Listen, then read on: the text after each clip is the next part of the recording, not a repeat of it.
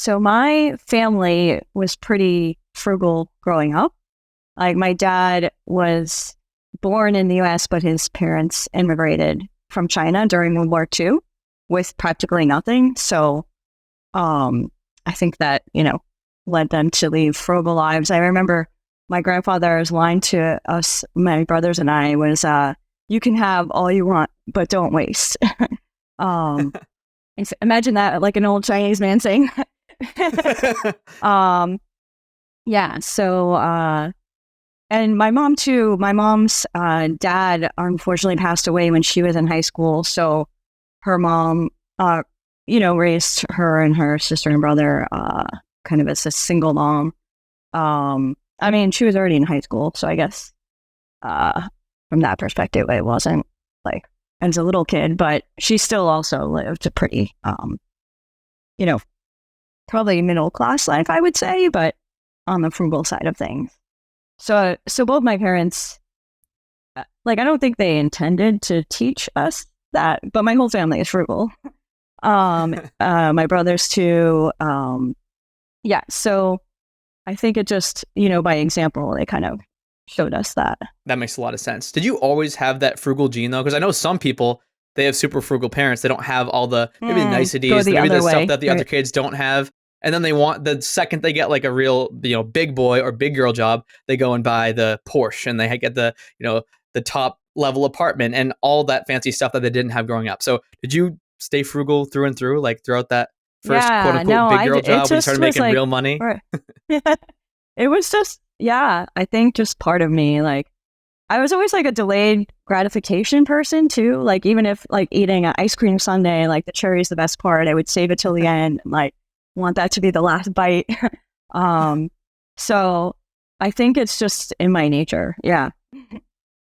So what was that first real job? When you started making real money, I guess, what did you start to do with it? Were you investing at that point? Were you just saving a big percentage of it because you already knew to be frugal? Like what did your personal finances look like when you started making your first, whatever you want to define a real job, like when you started making considerable money, not just like high school, 2 hours after class money? Right. Yeah, I'd say my first job was after, like when I graduated college. I worked in New York on Wall Street as like a portfolio analyst. So I was working in private client wealth management. So my job was to help other people figure out what to invest in. So that was a good education for myself because I actually studied biology in college. So I didn't really have a formal like investment or, econ or the typical finance degrees. So wait, how does that work out? Yeah. How do you go from studying, rocks and biomes to managing people's money on Wall Street? Yeah, it's a good question. Yeah, I was pre-med. I really loved learning biology, like genetics and microbio and all this stuff. But then I was pre-med and I was volunteering during college at the on-campus health center, and a girl came in with her hand all like bashed up and like bleeding and stuff, and I literally almost passed out. I was like assisting a doctor, and he's like, "Are you okay?" I'm like, "I don't feel good." He's like, "You need to go lie down in the room next door." I'm like, "I think I need to reevaluate this medical career." Yeah. So my senior year, I just decided to take a bunch of different classes, and I took investing.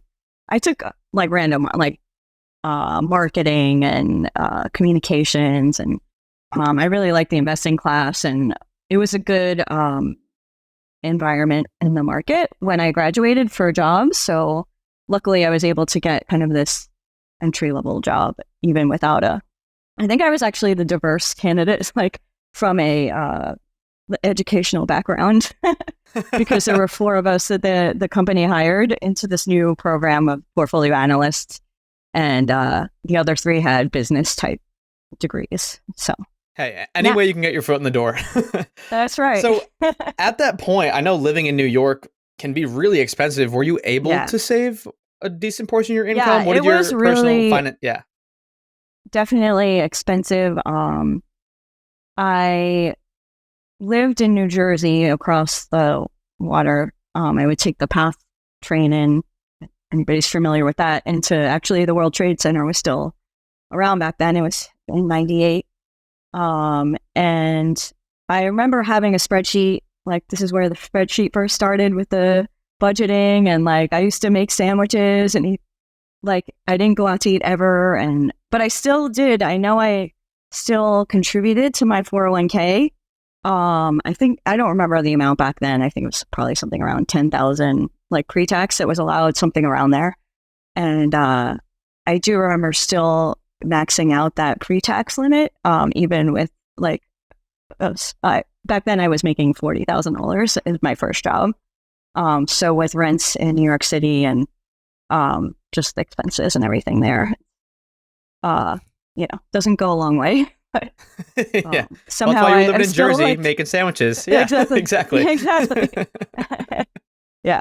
So, okay, you're making $40,000. You're somehow putting away 10 grand. So you definitely are keeping that frugal gene that your parents passed down to you. What is the next step in this journey? Like, that doesn't seem like you're going to be able to, if we're going to keep the trajectory of this story, that doesn't seem like you're going to be able to retire early and travel the world and do all this stuff. Were there any big pivotal moments? And also, you're kind of operating in a silo, it sounds like. You just have this like solo spreadsheet. Was there a community you're following? Was there a mentor? Was there a book like Your Money, Your Life? Nothing like that? So what happened was I had an opportunity to move down to Florida. So my boss that I first started working for, she moved down a year after I started working at the company. And she called me after about a year and said, oh, like, we want someone in your position down here. And it's really nice. Like, come down for a little vacation, check it out. You can meet some of the people in the office. And I think by that time I was making around $65,000. It was 2 years after I started working. And, but Florida's cost of living is so much more affordable, especially back then, than New York City. So I ended up making that move. There's also no state or local income tax in Florida versus New York is one of the more expensive states from that perspective. My rent was so much cheaper. I did have to get a car, but then didn't have the subway pass type expenses. And then I think from there, I actually didn't really love working in money management. I felt like I was reading a lot of articles about, monkeys throwing darts and like can outperform like fund managers or investment managers. And like, why are we doing this? Why are we charging so much money to do this? Like, is this sustainable? Like, are we providing value? Like, I know we did because there was other factors like trust and tax implications that we helped out with, but strictly on like stock picking, I don't think it was, super value add, or even if it was 1 year, it's hard to continually outperform the market. And I actually got promoted pretty soon after I moved to Florida to have some of my own accounts, but it was right at the top of that tech bubble in 2000. And so everything started crashing down, and I'm talking to clients for the first time. I'm so nervous. I'm probably like 25 or something like that. And I was just like, oh, this is not fun. Like, they would yell at me, curse me out. Yeah, some people got a little heated. Money is a personal thing. So then actually, yeah, I knew that wasn't really what I wanted to do for the rest of my career. But I wasn't really sure what else I wanted to do. So I ended up going to like the local community college and taking a couple of courses in actually like kind of programming stuff. I took a Visual Basic class and a C++ class. And I think actually a SQL class too, like database stuff. And I really liked learning all of that stuff. I ended up getting a job at another company that was the title was called business analyst. And it was kind of the go-between the programmers. I wasn't a hardcore programmer, but I was between the business people that didn't know any programming and the programmers. So I was like kind of the translator and helped, get things accomplished. And this is down in Florida? I liked that. Yeah, this was in Florida. I really liked kind of that work, but the company was not a very stable company, which I found out. It was a small company, but they were like laying people off, and then you just get the job of like 3 people because they don't reduce the amount of work that you have to do. So even though I didn't get laid off, I was doing a lot more work, and I just knew it wasn't a great situation either. So I actually ended up applying to other jobs. I applied to NextEra Energy, which is where I ended up staying for a while, but they actually didn't. They hired somebody else that first time around. So I took another job down in Fort Lauderdale. I was living in West Palm at the time, so it's kind of a pretty painful commute, especially driving. There's a lot of traffic. It's probably an hour and a half one way, and I'm like, oh, I didn't really move from New York City to Florida to drive an hour and a half each way.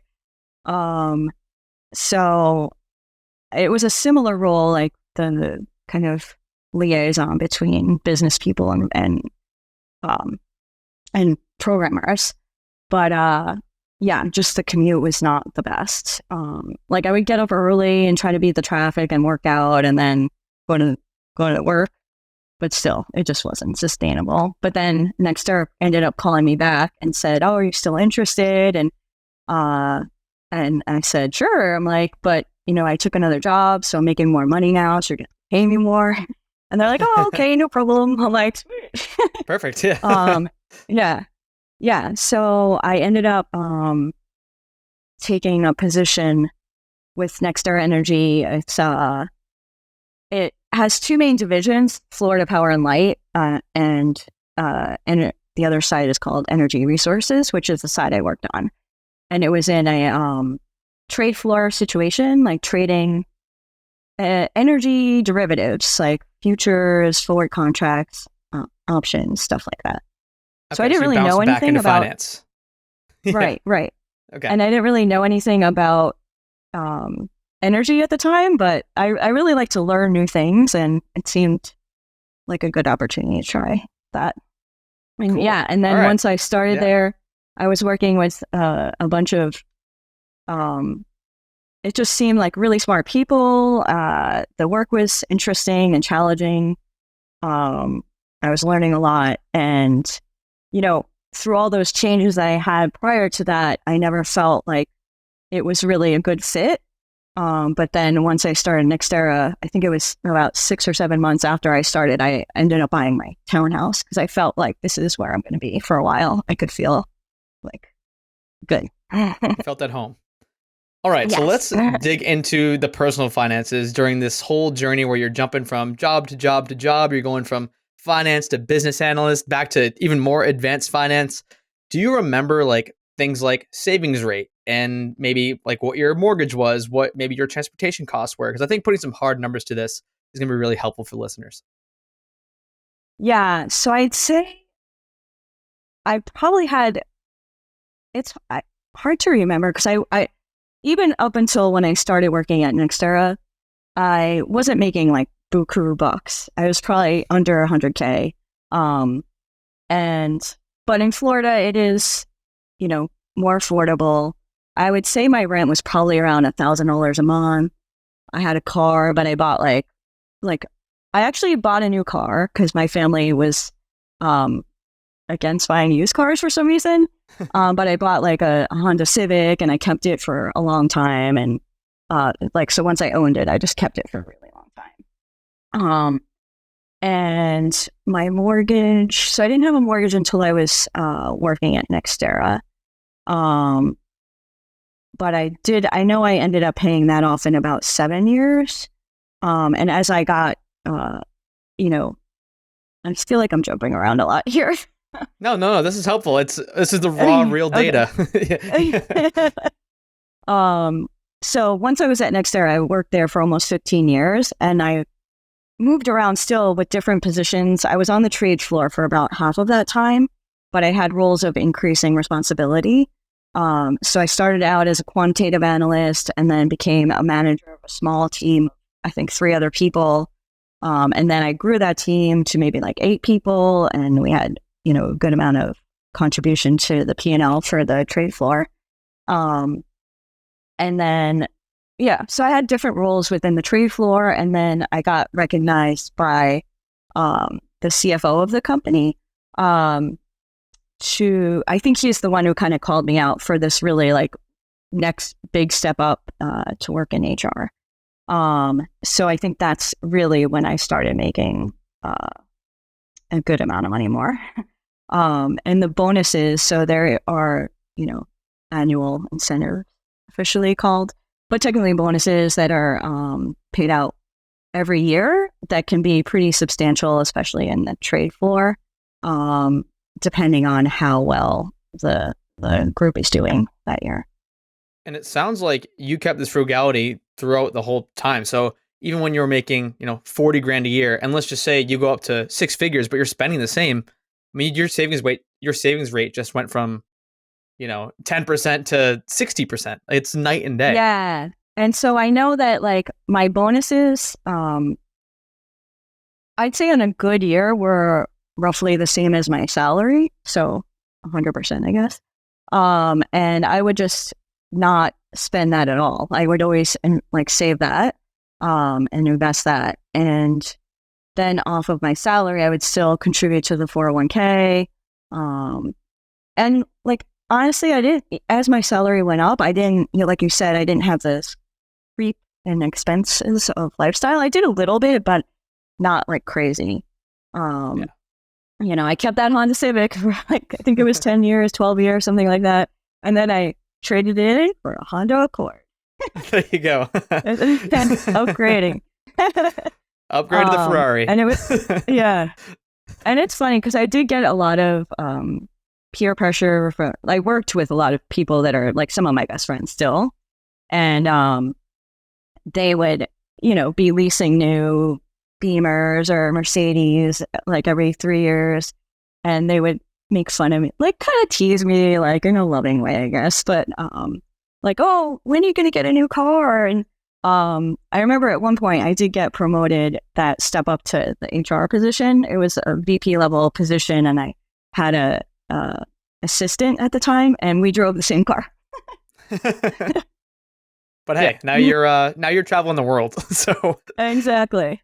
So I think at that, like, part. I would say the last probably, I would say maybe 6 to 8 years so half of my time at Nextera when actually, and I didn't even look back because I didn't study. I do have spreadsheets still. I looked back and I was saving probably like 75% roughly of what I was taking in. Okay, those were during the later years. So in the early years, it's probably like in the low, 10 to 20 to 30, but it just, you keep those expenses the same. You keep driving those Hondas and the savings rate just slowly creeps up and up and up and up. Okay, So having a spreadsheet and just, investing or saving is one thing, but knowing that FI is possible is a whole different thing. When did that become a reality for you? Was it a blog post or a podcast, or how did you discover FI? Or just the notion that you could retire early? Yeah, so the first time was when I was in that HR role, one of my peers mentioned that he had this financial advisor and maybe I wanted to meet up with him. So I set up a meeting, and he was just like an individual guy that was smart and did investments for people. And I was like, oh, well, I kind of know stuff about investments. At this point, I was just going with index funds like Vanguard, mostly the like VTSAX, the overall market one. But then I did put some into international and then some a small cap one as well.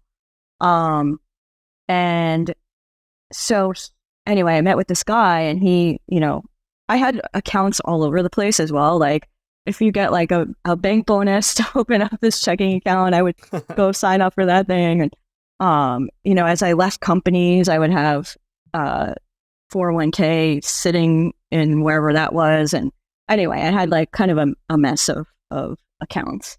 But anyway, he helped me actually. It was good to meet with him because I had to consolidate everything and get it all organized.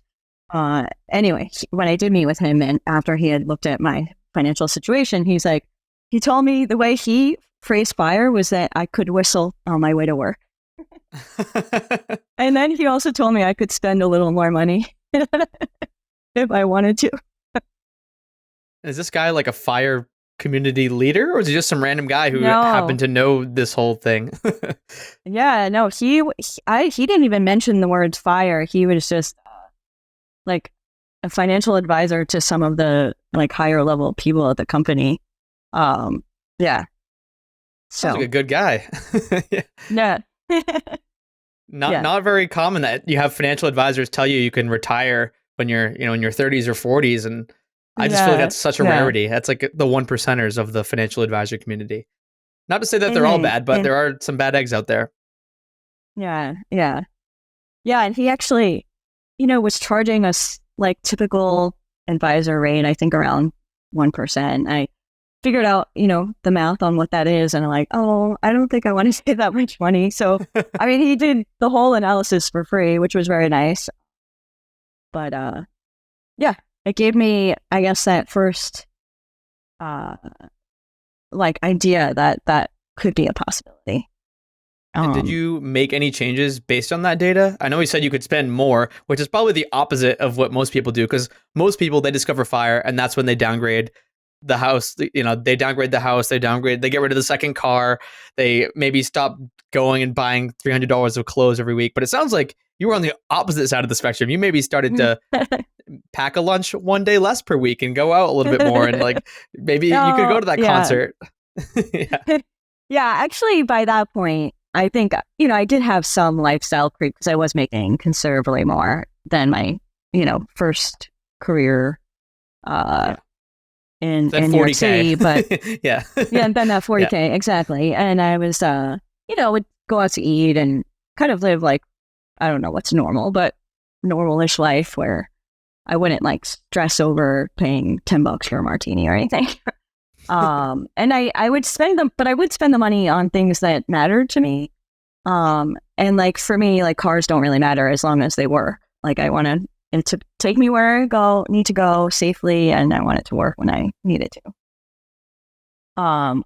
So I think, spending a lot of money on a car didn't make sense to me. My house was like pretty reasonable as well. I didn't buy, I still had a 3-bedroom, I still own it. So a 3-bedroom townhouse. Which is a lot for one person. I had 2 dogs. But it's not like I was married with a bunch of kids or anything. So, but it was a nice neighborhood. It was close to work. Yeah, it was good. I want to ask you the last piece of the personal finance part before you take the leap, because this is the scariest part for most people. And it's determining what you're going to do once you quit that job. Like, how are you going to live? What's the drawdown strategy? Some people are like, I shift this percentage to bonds and I have this much in a high yield savings account and cash. What was your strategy? And what was the moment when you thought to yourself, I'm actually going to be leaving corporate America a lot sooner than what most people think is possible? Yeah. So I think the first time I really thought about quitting, well, okay. So after the HR job, I had moved into another VP role that I really wasn't loving. It wasn't really a good fit for my skills. So that wasn't great. And then my dog was older and he passed away from old age. He had a great life, but that would, having a dog would limit the amount of I was able to travel. And I always had this dream. I always loved traveling, but got 3 weeks of vacation. So there's only so much you can do with that. And then I went to one of the fire. So I did hear about fire probably 2 years before I decided to quit. Through podcasts, I think The Mad Scientist was the first one I found, but then kind of fell through the rabbit hole and, discovered the whole world. And I ended up coming to the fire camp, which is where I met you, Cody. And I started talking to a bunch of people at the camp, and everybody's so interesting and enthusiastic about life, and it was a whole range of people on the fire spectrum of just starting out or still in the accumulation phase or already fired and quit. So it was pretty inspiring to see that other people actually talk to other people. Podcasts are one directional. And this was an opportunity to meet people in real life and have like 2-way conversations. And I think it gave me the confidence to be able to quit. And that I had a little bit of the one more year syndrome of like, I've worked so hard to get to this level. Maybe I should work one more year and save up more so that if the market crashes, I don't have to like really worry about going back to work or something like that. But I think, talking to folks at the Camp FI was helpful in getting over that. And so I think also, how Facebook and social media like spies on you and can like hear what you're talking about. Yeah, they're like sending you plane tickets for your next trip. Exactly. Yeah. At that around the time that I was considering and wanting to travel, not sure like how to do it, I knew I didn't want to just be off on my own. Really, I got an ad on Facebook for Remote Year, which is a work and travel program. I didn't do the work part, but basically, at the time, this was pre-pandemic in 2019.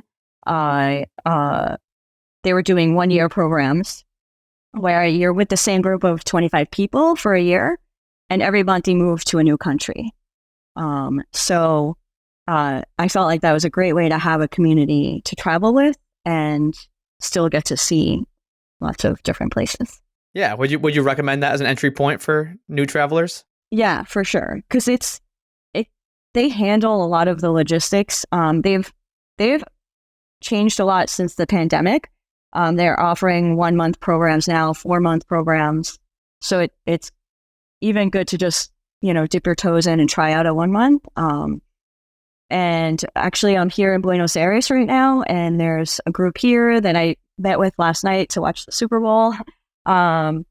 So it's always just a great way to have community in foreign places that you might not speak the language or just know anybody. So it's a nice way to have. So that first year of Remote Year, did they give you an idea of budget? Are they like, this is how much it's going to cost per month for accommodation? This is what food looks like. And then the second part of that question is, did you know exactly how you were going to fund it? Did you have like this travel fund saved up in some separate bank account? Were you planning on using the 4% rule and taking stuff out of, VTSAX and these other retirement accounts or brokerage accounts you saved up in? What was the plan there?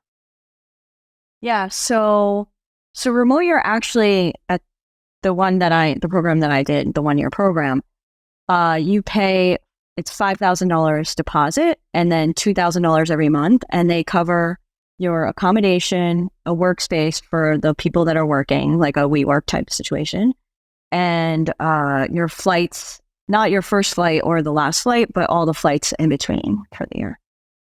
So I knew that was like the $2,000 a month for accommodation and flights. So then it's really just food and, activities and stuff like that, any little side trips you want to do. And I also rented out my townhouse. So I still own my townhouse. And so I had paid off my mortgage and had rental income coming in from that. So part of my lifestyle was funded through my rental income. And the other, I did actually have a decent amount of cash, which I know isn't the best. But, I did get my bonus for the year and, handed in my notice that I was leaving. So I had that bonus set aside to, start out with just basically in cash that I used to fund. And it actually, so my expenses while traveling those first few years, so it's been 4.5 years that I've been traveling on the road. And that first, maybe not the first year, because Remote Year, I can find accommodations now cheaper than what I was paying Remote Year. But they were definitely less than what my expenses were when I was working. So your portfolio is probably growing while you're traveling, right? Yeah. Those first couple of years, or probably every year since. Yeah. Yeah. Just this past year, so I'm going to Antarctica next week. So that was a big expense. One of my friends from home called me and she's like, "Oh, you're like the only person that I know that might want to do this." I'm like, "Yeah, I want to do it." So we're going, next week. Pretty excited. Wow. That's awesome. So that was kind of a big expense from last year. But other than that, so I'm traveling now. I met my boyfriend while doing Remote Year, and So part of the reason why we can find accommodations cheaper than remote years because we're splitting the cost of a 1-bedroom apartment. So that definitely helps. And then we also, control where we decide to go, and we mix in maybe some more expensive countries with some cheaper countries, or yeah. So anyway, I probably spend about 2/3 of the budget that I was spending. So I was probably spending around $70,000 a year. So that's probably sounds like a lot. That sounds pretty reasonable. I think the average household spending is like 60 or 65K or something like that. Yeah. So I was probably around there when I was working, and now it's probably like 45 to 50, I would say. And just to hit people with the flashy stats, what year did you quit? I think you said 4.5 years ago. And how many countries have you visited since then? Okay. So I quit in 2019. So I think I've been to about 40 countries since I quit. And 64 altogether. I know that's my lifetime count. And I'm trying to get to 100 by the time I turn 50, which is 2 years away. I think you can do it, Jess. If the past couple years have been any indication, I have faith. Thanks.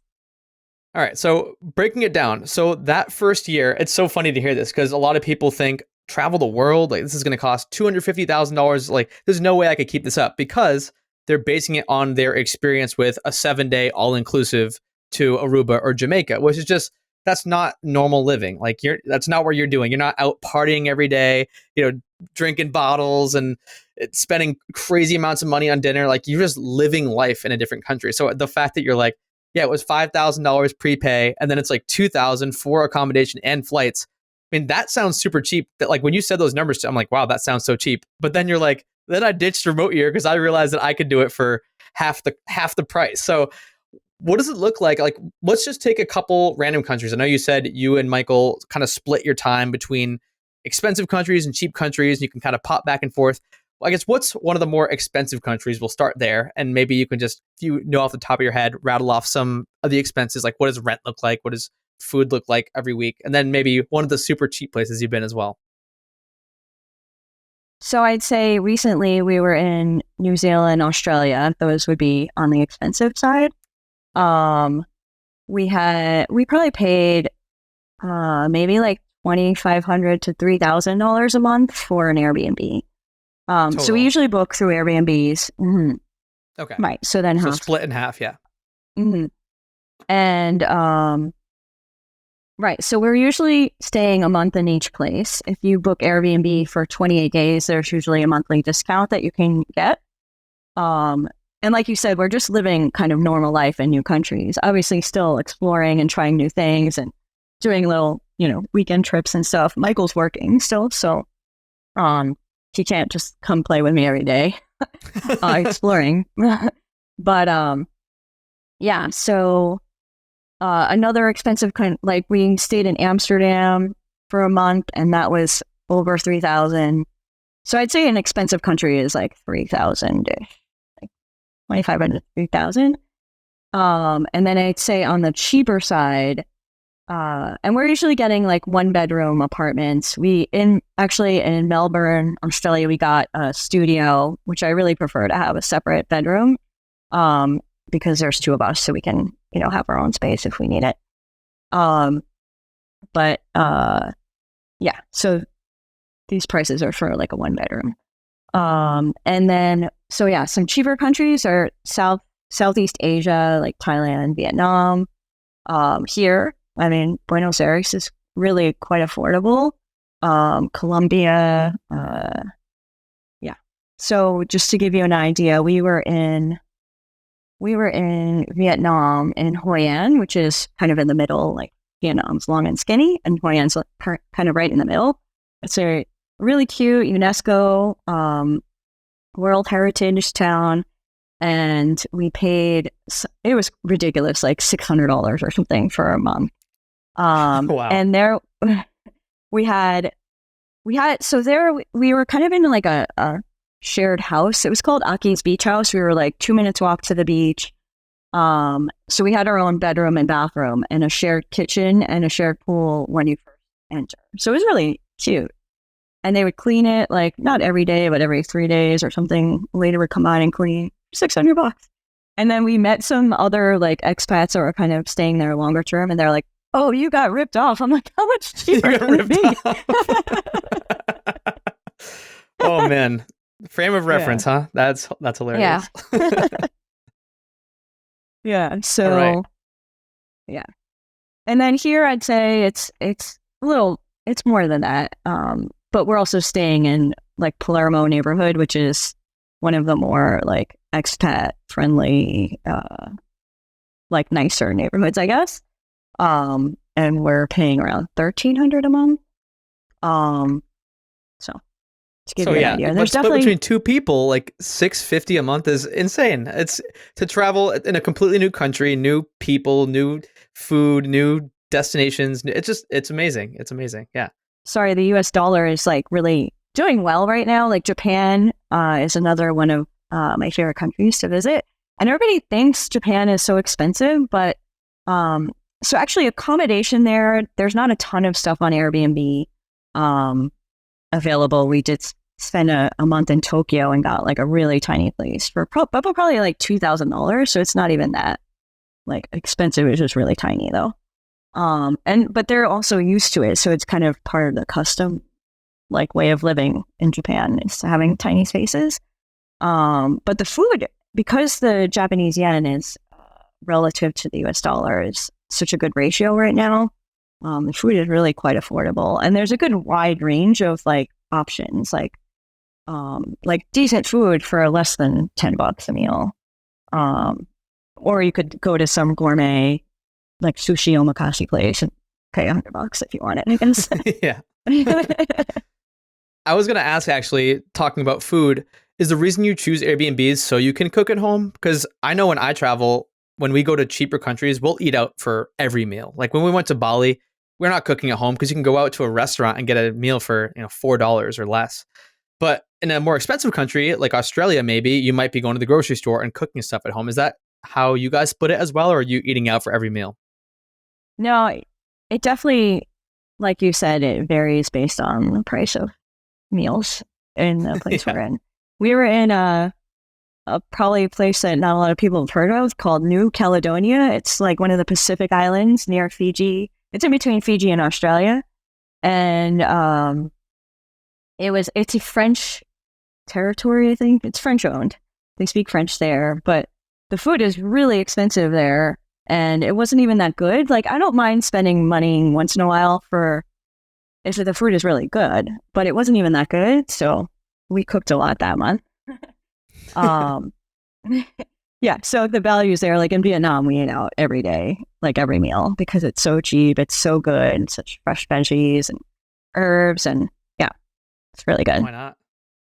And then the other big three expense that we talk about all the time on this podcast is housing, we kind of covered, food we covered, is transportation. And so there's kind of multiple actors at play here. There's like flights between places. So I don't know what your process is. Like, I know you mentioned to me before we hit go, like you don't have any hacks, but I think even the things that seem really basic to you, other people don't know.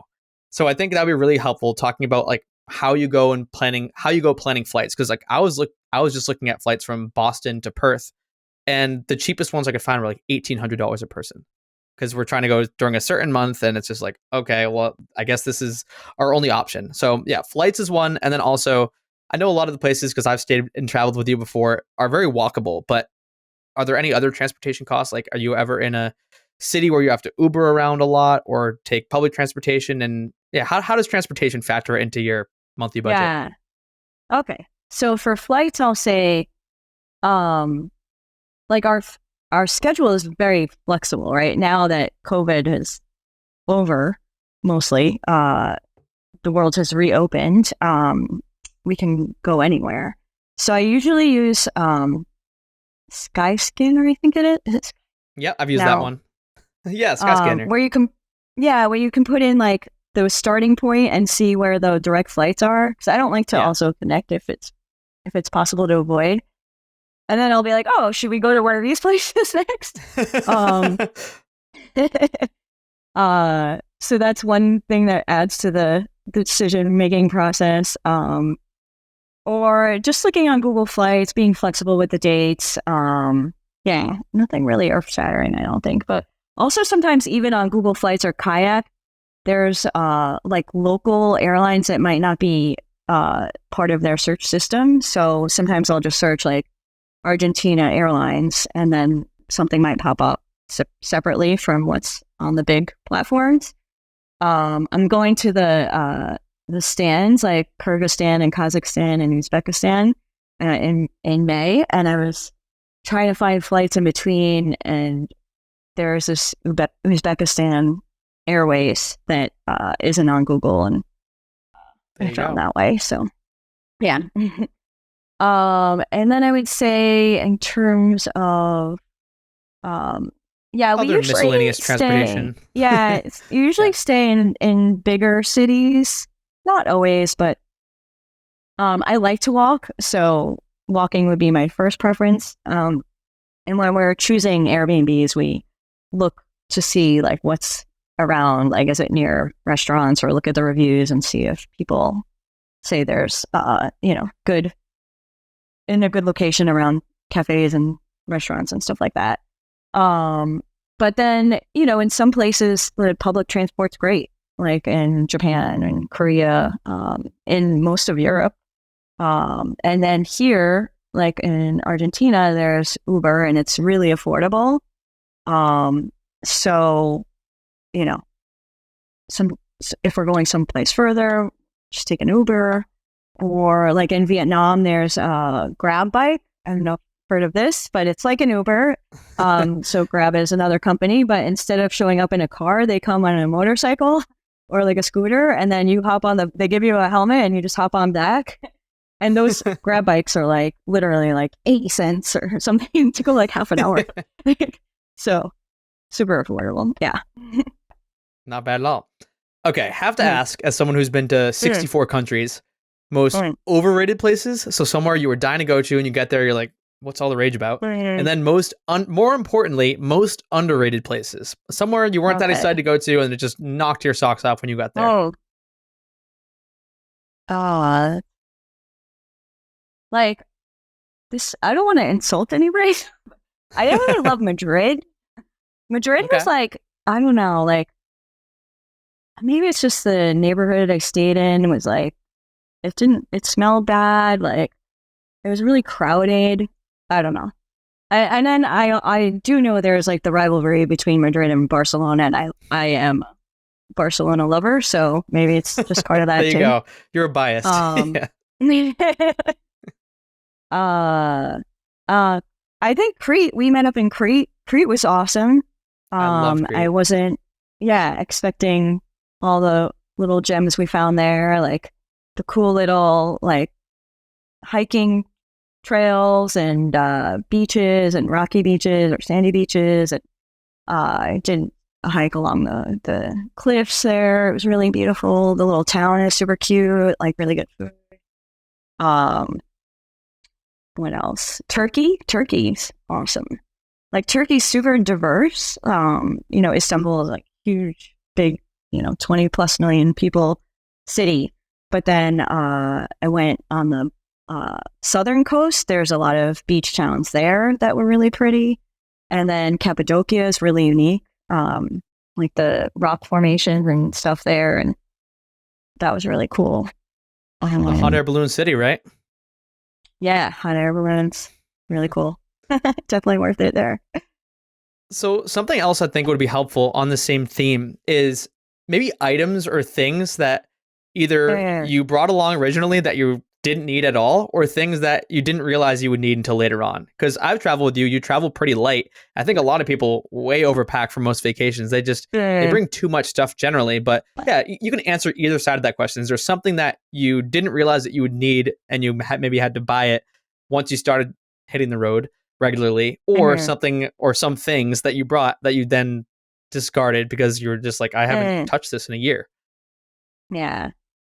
So definitely one thing that I can't live without is the charger. It's not a charger. It's like the brick that plugs into the wall, but it's like different.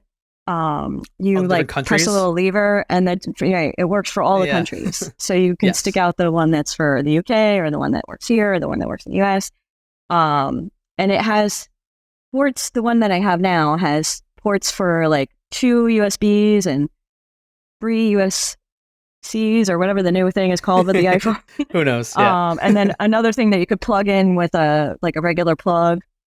So basically you could charge probably like 6 things at once on it if you needed to. So that's for sure. And then I will say also just a little portable charger is good, especially for day trips. Like if your phone is running out of juice and you want to still be able to take photos and stuff. What else? Something I don't need. Like, so I try to go to warmer places.